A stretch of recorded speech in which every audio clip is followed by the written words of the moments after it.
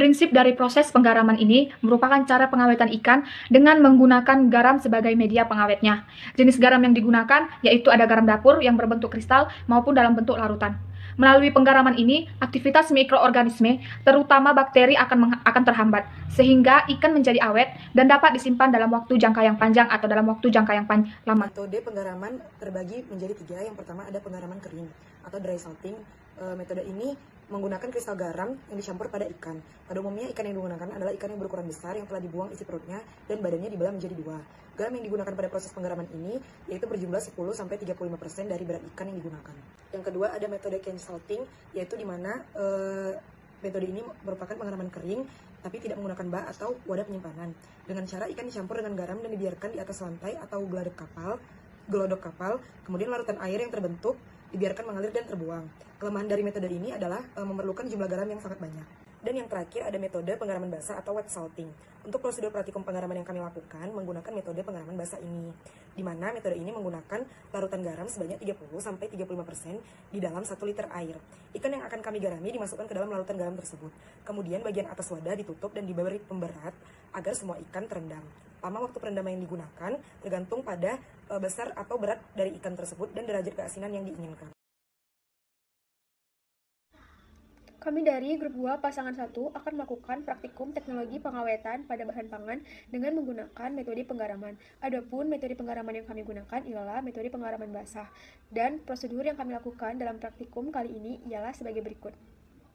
Pertama-tama, dibersihkan ikan lele segar dengan menggunakan air mengalir dengan membuang bagian isi perut dan insang ikan lele segar hingga bersih dan menghilangkan lendir di permukaan ikan lele segar.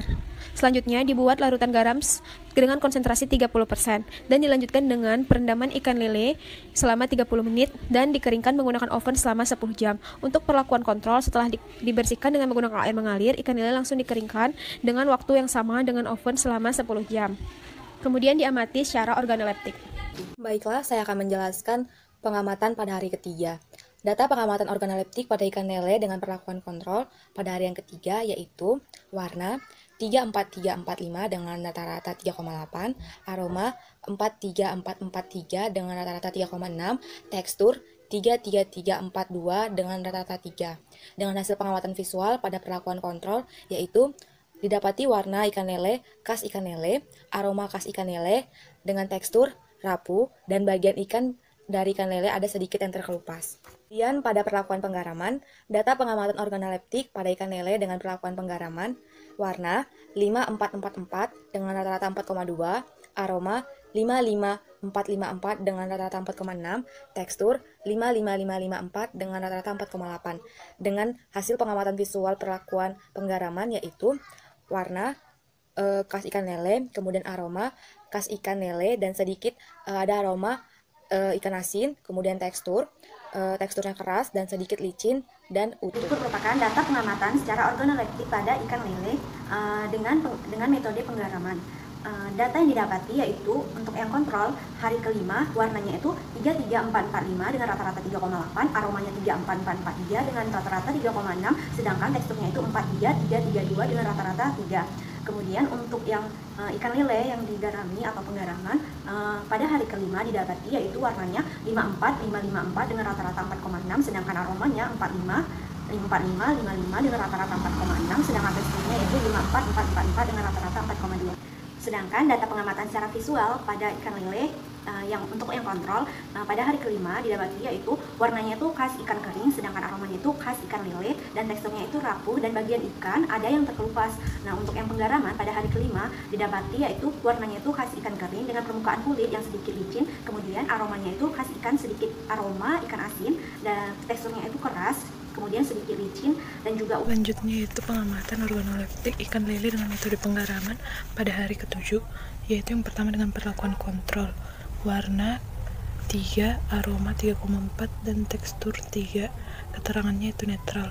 Sedangkan pada metode penggaraman warna 4,2, aroma 4,2 dan tekstur 4,2 dengan keterangan suka.